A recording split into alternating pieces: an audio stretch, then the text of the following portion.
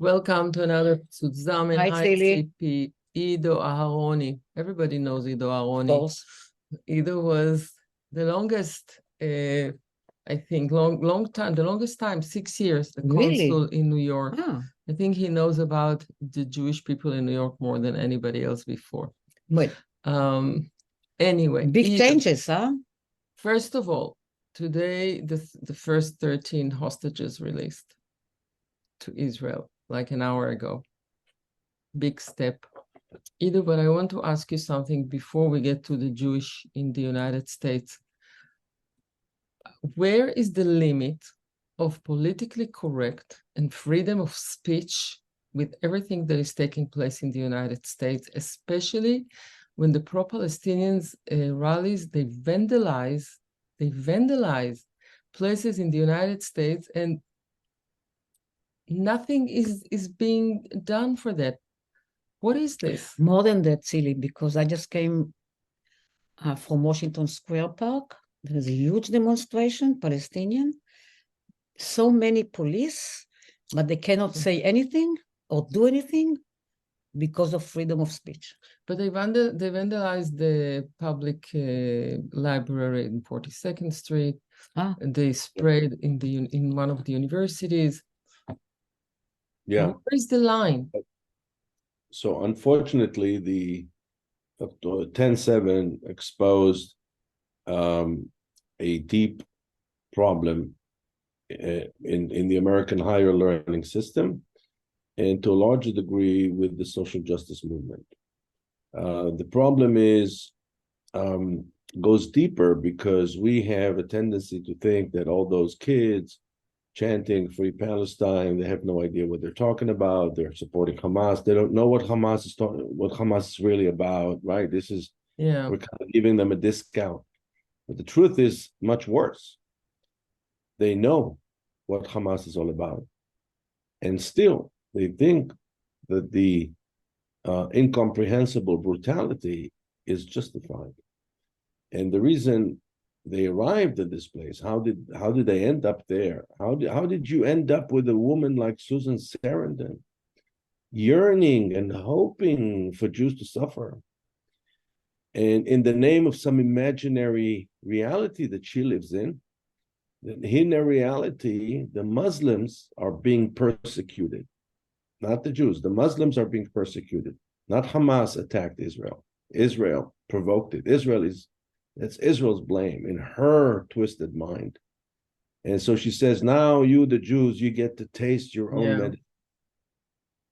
Right? And she says it from the shame of her white privilege or whatever it is that she... So how did you end up with people like that support Hamas knowingly? And it starts with the binary view of reality. And this is, of course, thanks to the algorithm. And Tzipi knows how, and Tzili knows how long I've been talking about the devastating impact of information overload. Mm-hmm. And so what happens is that when our human brain is bombarded with so many stimulations, we're unable to cope with it. We're beginning to crave simplicity in the face of growing complexity. And one of the results is that we tend to consume only information that supports what we believe in. And the world is divided between good and evil. We viewed life in general as a struggle between good and evil. Either you support me and you're good, or not, then you're evil. And that distinction goes further. The world is divided between oppressed and oppressors. If you believe that everything is about power in society, right? This is the Marxist view. Everything is about structures of power, and economy, society, politics can only be explained through the prism of power. Then the world is divided between victims and victimizers. And if I sympathize with the victimizers, and I believe that with the victims, and I believe that the victimizers are evil, like in the case of Israel, then everything is kosher. Everything is kosher. But where do you put the line, Ido? Where do you put the line? Screaming, saying, marching is one thing. Vandalizing, it's another thing. It's another layer. I think that tearing down the pictures of the hostages, and I've seen some videos, shocking videos of young women, mostly women. This is shocking that women are more adamant on this than men. I've seen men taking pictures of young, they were wearing keffiyeh, so I'm assuming they're Palestinian or children of Palestinian refugees or something. But in any event, tearing down those posters is evil. Can you imagine me tearing down posters, pictures of missing people after 9/11 and Grand Central in the name of Al-Qaeda? Can you imagine a protest in favor of Al-Qaeda at Union Square, saying Al-Qaeda had a point? We are responsible for 9/11 because of our brutal capitalism, and the poor people of the Middle East and the poor people of Africa are paying for our standard of living, and therefore it's our fault. By the way, this is more or less what Obama is saying. When Obama is saying everybody's fault, no, it's not everybody's fault. The Palestinians rejected every compromise from 1937 until 2008. Every proposal that was put on the table. Ido, and well, yeah, don't you think if we would acknowledge, if we would acknowledge, wait, if we would acknowledge, here's the difference. Yes, Israeli government made tons of mistakes, and this particular government certainly is currently illegitimate. It doesn't have the support of the Israeli public in a huge margin. If elections were held today, they'll be kicked out shamefully. But having said that, with a few exceptions on which you can count on one hand throughout history, you don't see Israeli soldiers go into Gaza, massacring people gleefully and cheerfully, and we don't kill babies. And if God forbid something happens, it's not intentional. That's the difference. To support a genocidal organization that is against the law in the United States. So it's happening. It's going to say it's against the law, and still nobody's doing anything when they basically because of the social justice movement. For the same reason, when I called the police to complain here in New York about some public disturbances, they told me that they're not going to do anything because they don't want to be in trouble. The police said that, because they don't want to get a complaint, and so when you defund the police, when you make them more and more powerless, when you blame the police and law enforcement for everything that is happening, then of course it's the perfect storm. But it's going to get even worse. It's going to get even worse because Israel is going to take out Hezbollah in the near future, and Israel will attack targets in Lebanon. Israel will attack Beirut. There's no question about it. It's just a matter of time. If there's one thing that we learned from 10/7 is that we cannot allow a jihadist organization to acquire military power along our borders. And so we're looking at a very long period of time where Israel will give enough reason for the world to perceive Israel as the global pariah. However, how can we help? How can we do something to reduce the public opinion who is so much against us, and they don't differentiate between being against policy of Israel and anti-Semitism? No differentiation. I mean, nothing. It's the same. Right. By the way, this is the challenge, because the anti-Semites, like Susan Sarandon, she, at the end of her statement, she then said, "I'm against anti-Semitism." Mm-hmm. So it's tough because you're dealing with people that don't even acknowledge their anti-Semitism, because in their imaginary binary view of the world, Israel, anti-Israel, calling for the annihilation of the state of Israel is not anti-Semitism. And that's what they do. Now, I want you to understand something. Germany, after World War II, the country that was responsible for more death in history than any other people, responsible for 2 world wars during the 20th century. Germany, a country that tried to annihilate systematically the Jewish people and managed to kill 1/3 of the Jews, and also killed scores of millions of others, right? That Germany, no one doubted for a second that Germany had a right to have a nation after World War II. Because imagine, people could say, you know what, enough of the Germans. Enough is enough. 2 world wars you brought on us, such devastation. You don't deserve to be a nation. Let's disperse Germany. Let's just expire Germany. That no one even, this is an idea that no one even entertained. But to say that Israel has no right. But they came back and doubted because the decision. What? They came back and doubted what happened. I mean, they asked, were we all right when we did this, the Holocaust? You have now Germany like almost like did some kind of amendment. Yeah, I'm not talking about the German people. I'm talking about the world. The world. But I want to come back to the United States. So my point is, in the United States, what you have to do is, and I doubt it that the American political system can produce that. You have to do 2 things. The first is you have to enforce massive regulation on social media and to treat those platforms as advertising companies, as media companies. What they're saying now that they're connecting people, that's baloney. They're not connecting people. We are the products. They're not connecting anything. We are the products. They're mining us, right? They're mining us. They're taking our information. They're selling it. They're using us as guinea pigs and so on and so forth. And it will get only worse with artificial intelligence. So the first thing is regulate them.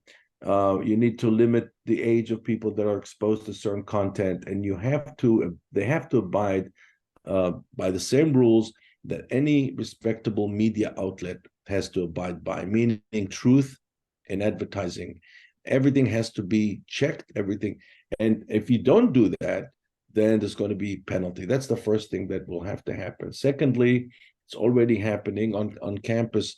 The federal government should not fund universities that allow organizations that call for the annihilation of the state of Israel, because calling for the annihilation of the state of Israel is actually expressing an anti-Western view.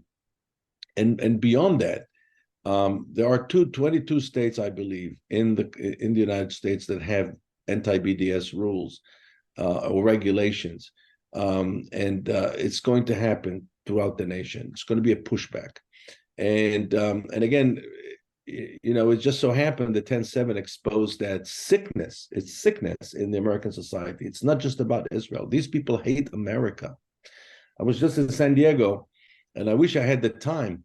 I was at the campus of University of Southern California, UC San Diego, and I see students there walking around with keffiyehs, and I wanted to understand what is it that they think that they're expressing by walking around with a keffiyeh. What is it?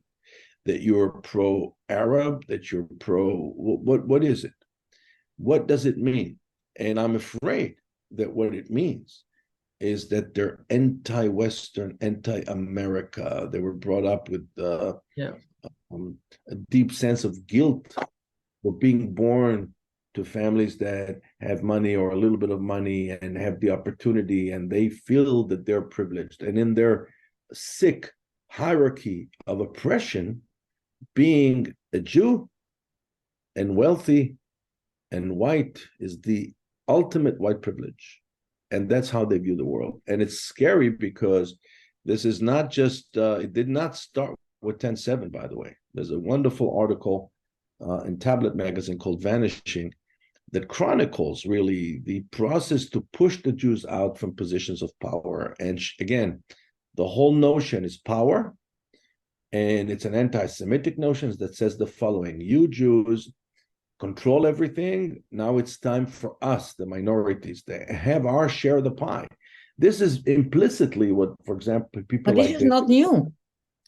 But that's what I'm saying. It started before 10/7. It's part of the social. It's for years. No, it's really not true. It's like almost like a DNA of so many societies, and through the history. But the real problem, how can you in America, because I wouldn't know, make the line between freedom of speech and hate? That's what I asked them. Because we did talk with the president of NYU, right, the Professor Miles, and she said NYU, it's not really a campus. You come out, like 1 meter out of every building, it's already a public building.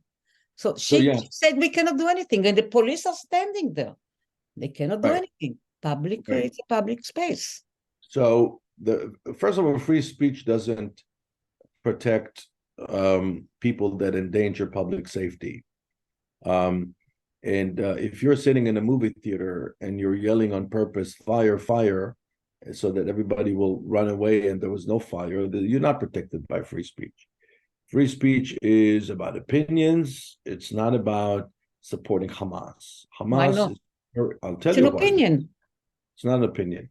If you say from the river to the sea, you're calling for the destruction of the state of Israel. It's like, do you think if I would stand here and say, I support Al-Qaeda, immediately the FBI will be on my case.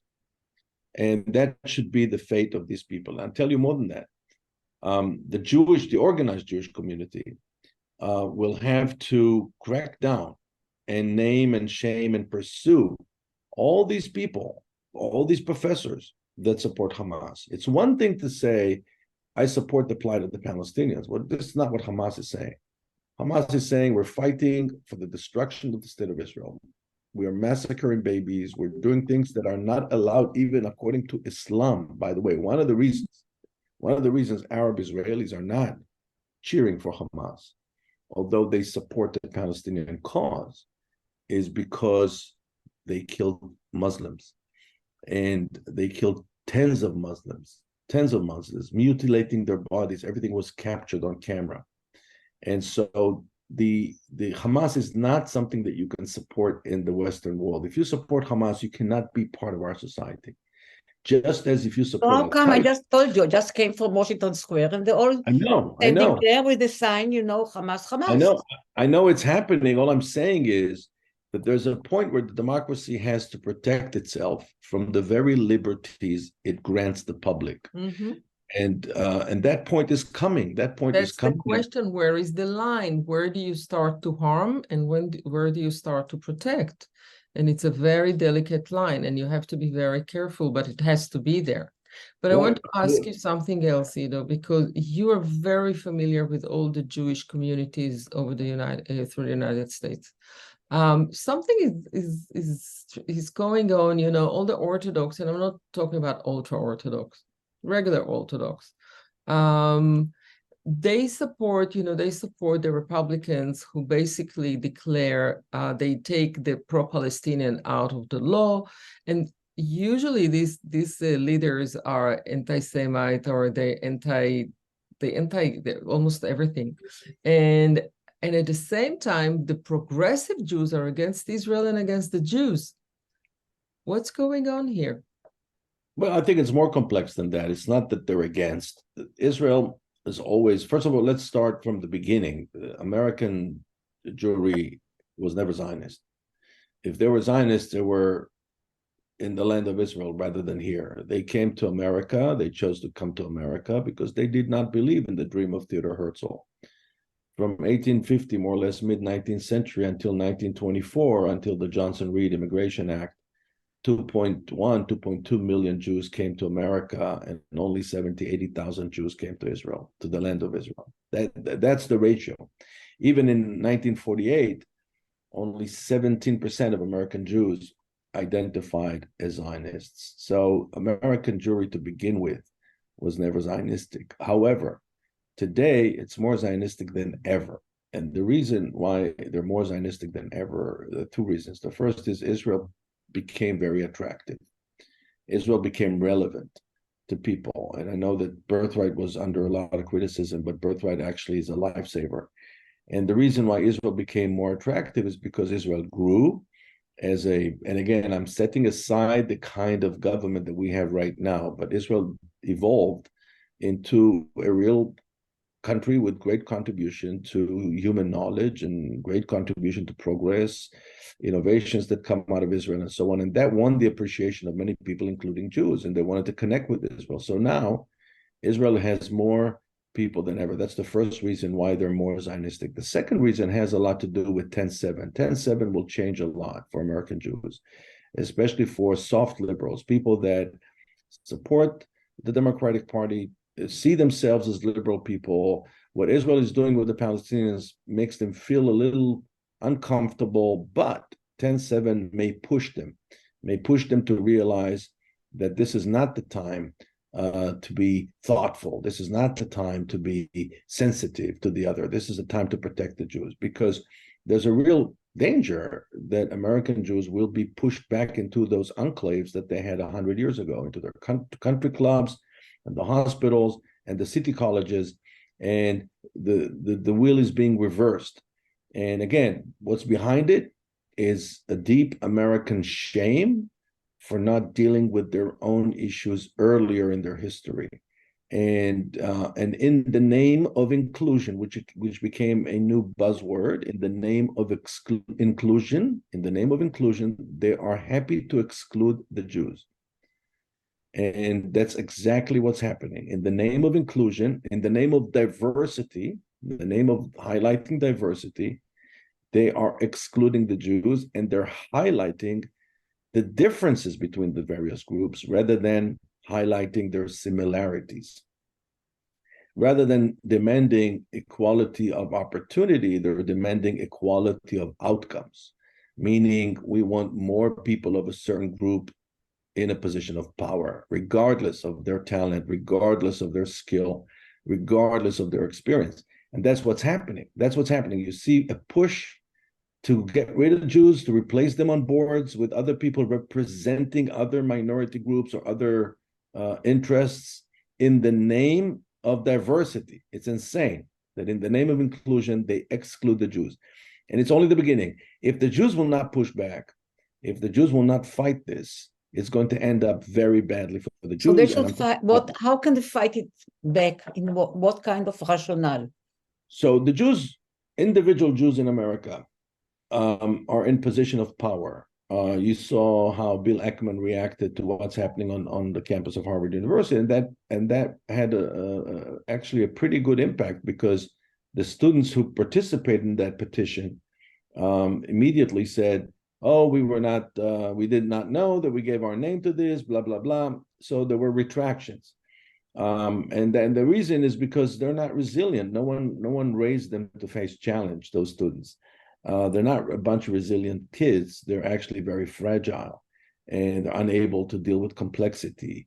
They want to cancel people they don't know, they don't agree, they're not familiar with their ideas. Their immediate reaction is, let's cancel them. What they want to do is cancel Israel. We have to understand this is what they want to do in their binary world, in their binary view of the world, good versus evil, victims versus victimizers. Israel is worthy of canceling. What is decolonizing Israel if not canceling Israel, right? So if American Jews will not push back, how can they push back? The first thing that they need to do is go after the anti-Semites. You can't go after all of them, but choose a few.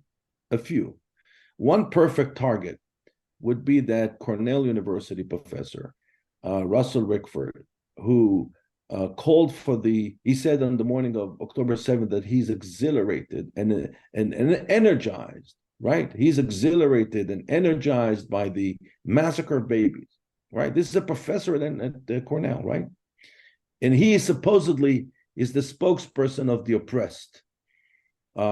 Take this guy and use him as an example for the entire academic world. Just destroy him. And there's no other way. There's no other way. This guy should be fired. He should not be hired ever again, not even to drive a school bus. Not that there's anything wrong with driving a school bus, but he's not. I had a talk in San Diego where I had a couple of mayors attending the talk. And I told them, I want you to tell me what you would do in your city, in your social services department, if you learned that there's a parent in your school system who is celebrating the massacre of babies. Babies were put in ovens, for crying out loud. Would you let him become a parent? Would you let him raise his kids? And the answer, of course, is absolutely not. We'll send social services and take the children out of his custody. That's what should happen to Russell Rickford.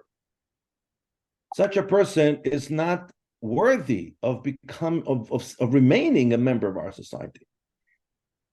And that's what we need to do. We need to take people like him, like Susan Sarandon. Well, she doesn't have much of a career left, but people like her and just use them as an example and destroy them. There is no other way. There's no other way. And we must understand, if we will not do it, it's going to be very bad for the Jews in America.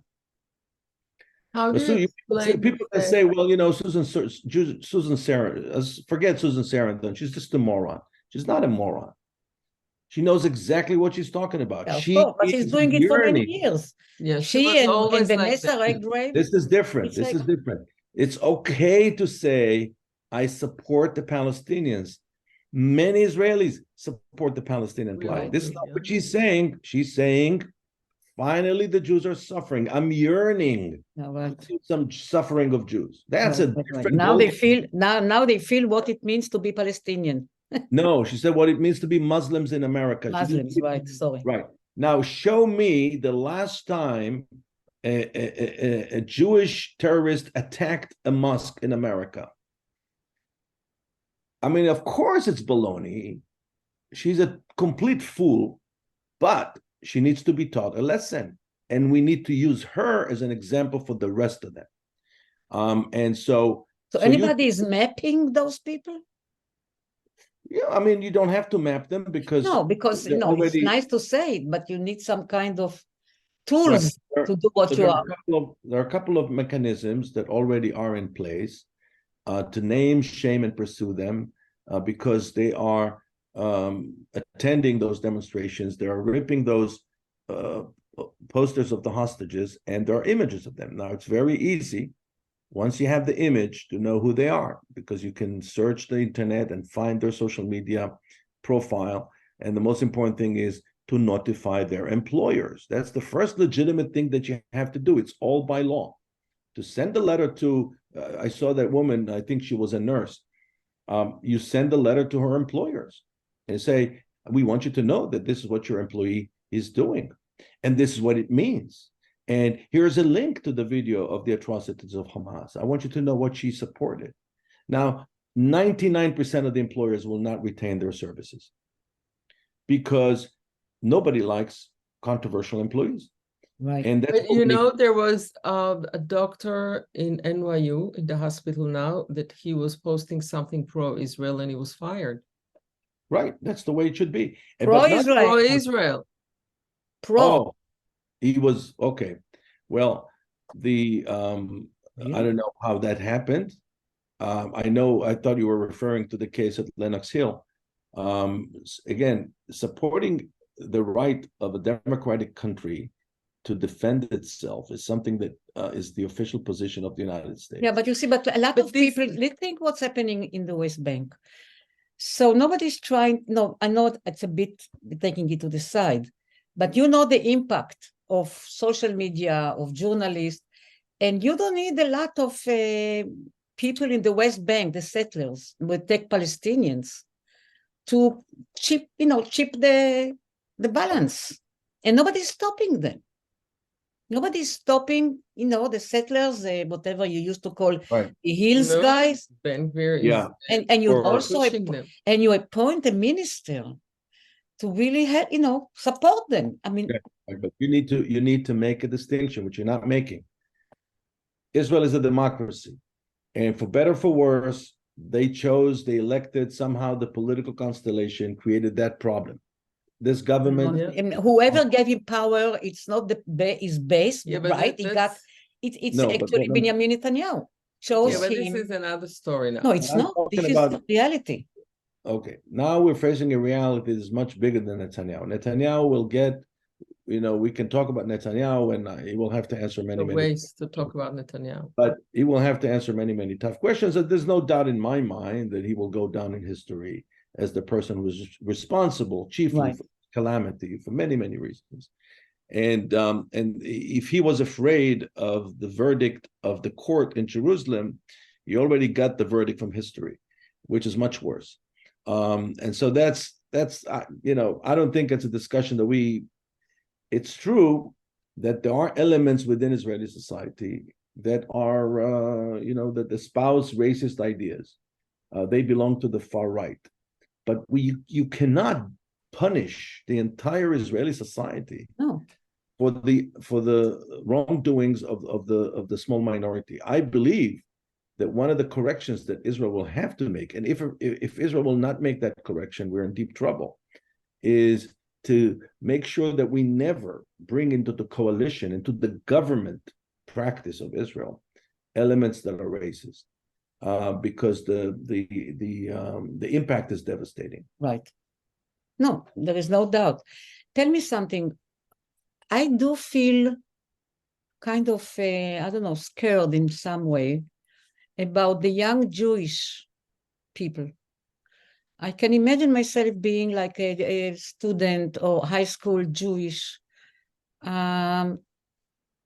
Is confused because I don't know who direct them, because see, the main problem that I claim of our students, every university, that we don't give them the tools to be able to evaluate, the information they get. So they just go like, and what's nice now, they go for it. But with the Jews, young people, I don't know, how can we keep them really understanding? Right. The younger generation is facing a very difficult reality because the access that they have at a very young age to the smartphone is very dangerous, and no one is putting, we should limit access to smartphones to a certain age, just the same way we limit access to weapons and to medication. And because it is deadly, it limits your brain. And again, the worst thing that it does, it creates, because of the echo chamber, the illusion that the whole world is out there. I noticed, by the way, same thing is happening in Israel. My friends, the Israelis, and not necessarily young people, but when you consume only Israeli media, you're under the impression that the whole world is against us. Right. Whereas when we look at the research and when you look at the positions of countries and governments all over the world, it's exactly the opposite. We've never enjoyed more support, even now. But nobody is really pushing it, this knowledge. Again, the people that are aware of it are the people that get their information from other places. If you remember, Tzili, when we did our conference in NYU, my friend Nicholas Kahl came to speak from USC, and he shared with us a concept of informational distancing. Informational distancing is like social distancing during COVID, only with information. He said that in order to maintain our health, our mental health, we need to keep a distance from information resources, meaning limit ourselves to very few resources that we trust, and that's it. For example, I don't watch television in Israel. If I watch television in Israel, I go crazy. I know my mom is glued to the screen. Me too. And when you are glued to the screen, they pump this ethnocentric ideas into you. And my mom is telling me, take care of yourself, as if I'm in grave danger. And again, I'm not saying we're not in grave danger. All I'm saying is that that view that creates the perception that leaves no room for gray. It's either black or white. Either people are for us or people are against us. Do you know how many people are for us? I get pictures of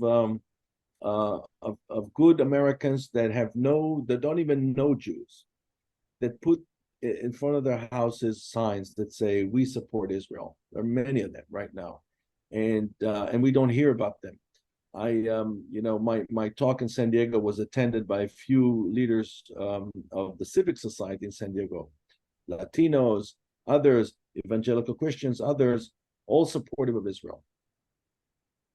But Ido, how do you explain the Jews here that when they vote for a president, they vote by his identifying Israel or helping Israel, and not as their own president here in the United States? That's usually the Orthodox. Yeah. And the reason is because part of their theology is centered around the return of the Jewish people to Israel. Right. So there's a small group of Jews in America that vote in presidential elections on the Israel issue alone. That's the most important thing for them.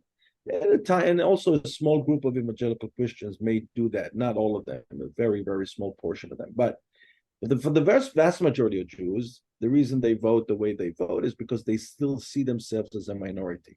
Now, here comes 10-7. 10-7 changes that. 10-7 introduces a new kind of anti-Semitism. The Jew is no longer the evil other. The Jew is the establishment. So if you hate America, you hate Jews. If you hate the establishment, you hate Jews. If you hate capitalism, you hate Jews. And that's what's happening. So for the first time, the Jews are getting this rude awakening. No, you're not being viewed as a minority. You're not part of our coalition. We have a coalition of minorities. You're not part of it. And you are part of the establishment. You are representing the power. And again, I urge all my audiences to listen very carefully, to go back and listen to Dave Chappelle's monologue on Saturday Night Live from several months ago, which was a well-crafted piece of anti-Semitism, very sophisticated. And basically what he said, between the lines, it was very careful. He said, well, I've been to Hollywood. There are lots of Jews in Hollywood, implying Hollywood is controlled by Jews. Now it's our time to have some power. You know, then he goes on to say, and I'm an African-American, rich African-American who lives in Ohio somewhere. He makes it a joke. He lives surrounded by poor white people. It gives him joy that he is wealthy. Now he's a member of a minority because he's also a Muslim. Don't forget, he's a Muslim. So it gives him joy. A member of a minority, he's surrounded by poor white people. That's the right order. That's the way it should be. That's now, in psychology, you call it overcompensation, overcorrection. Society realizes they have wronged the group, the African Americans, and now in the process of fixing it, they're taking it to the extreme, right? They're taking it to the extreme. And they say someone needs to look at Black Lives Matter. BLM openly support Hamas, which is inconceivable given what did the Palestinian ever do for the rights of African Americans in this country. But you see, October 7th changed the world forever. And America, it made a big difference, and they elevated themselves. Human nature didn't change. But I'm talking about October 7th, changed the situation. America was the golden place for the Jews to come, and all of a sudden, the earth is shaking. I don't see that Jews are rushing to move to Israel because things are changing here, and it's not good. They're not doing this. Yeah, I don't think that it's about that, at least not for now. I don't think it's about migration or relocation or all of those things. I think that Jews will increasingly begin to feel uncomfortable. It's already happening. The admission rate of Jews to Ivy League school has diminished significantly in the past several years. So when Jews will feel uncomfortable, what will happen is what happened in the past. They will retreat to their own little enclaves, and they'll continue to do great. They'll continue to make a great contribution, but it's just going to be a different reality. And Ellen Dershowitz is a product of the public school system in New York.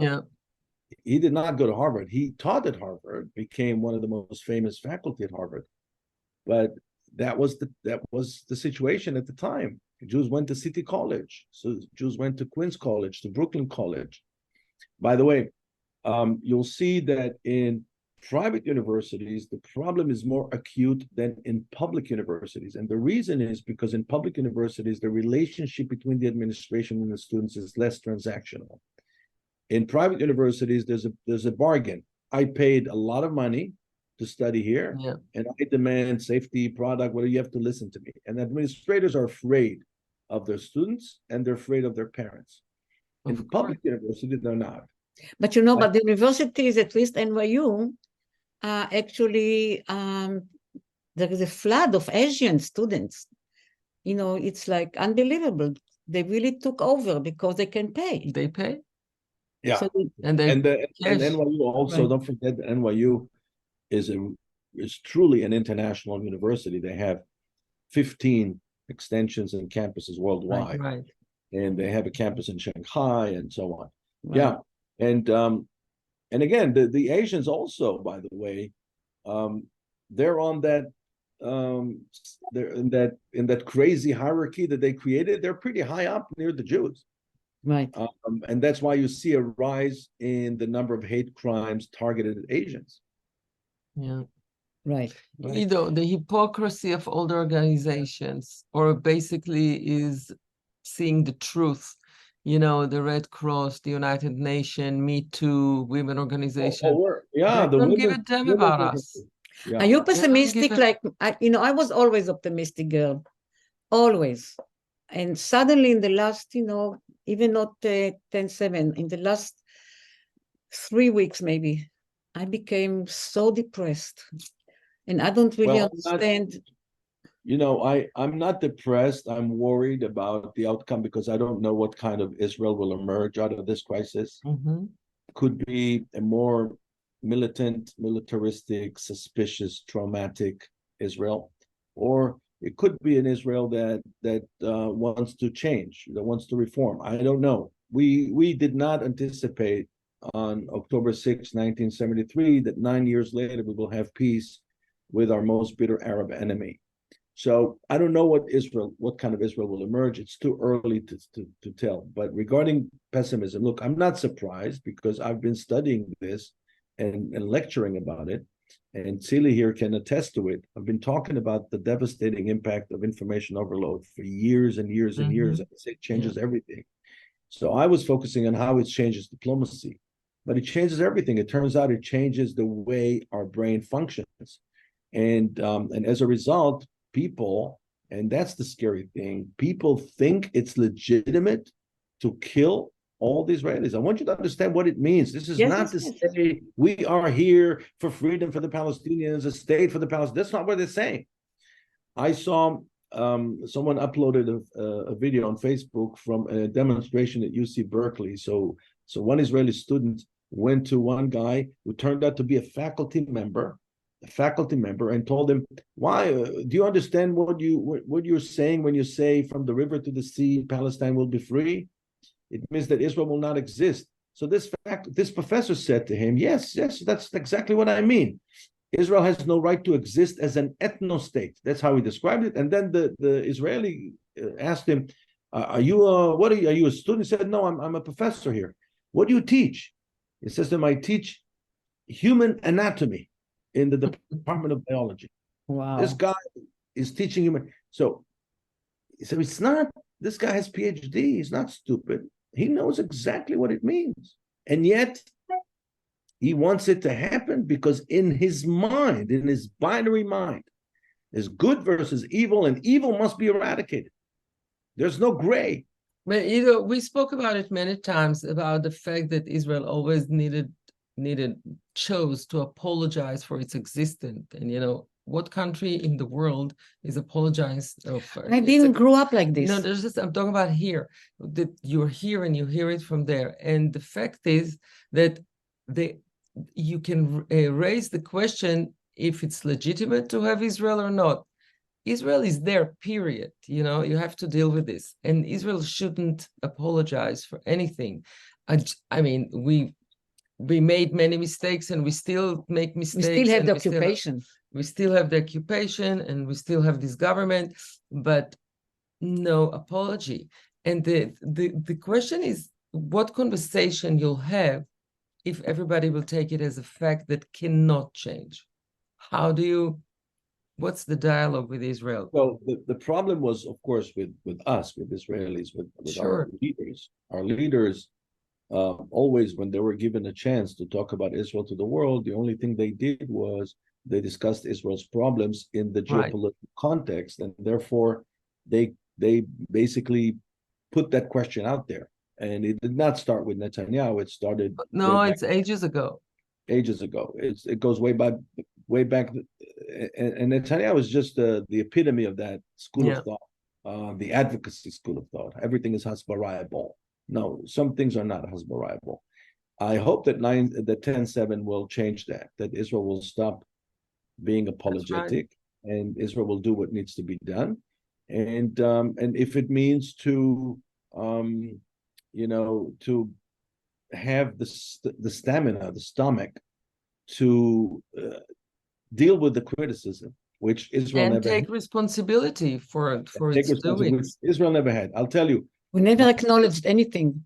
If you remember, we've been talking for years about the need to address the vast majority of people that don't care about the Middle East and show them what Israel is all about, to create a connection so that they're emotionally connected. Because if people know Israel, like Richie Torres, for example, when I was the consul general, he went to Israel, and when he was a city council member, and now he's an advocate of Israel. Why? Because he knows Israel. He was there. He visited people. He connected with people. So you can't tell him that Israel is apartheid, especially not as a black man. You can't tell him that Israel is conducting genocide in Gaza. He knows the Israelis. He knows this is not genocide. So, but you take someone that has no idea, that never connected with Israel, Israel never made an effort to reach out to these people, then they are very vulnerable and susceptible to the ideas coming from the Russell Rickfords of the world that call for the annihilation of the state of Israel, that are happy when Israelis are dying. I mean, I don't know one Israeli faculty that came out strongly and said, I am exhilarated when I see dead Palestinian children. I don't know, even from the extreme right wing. I have not heard this. Ido, and that's the difference.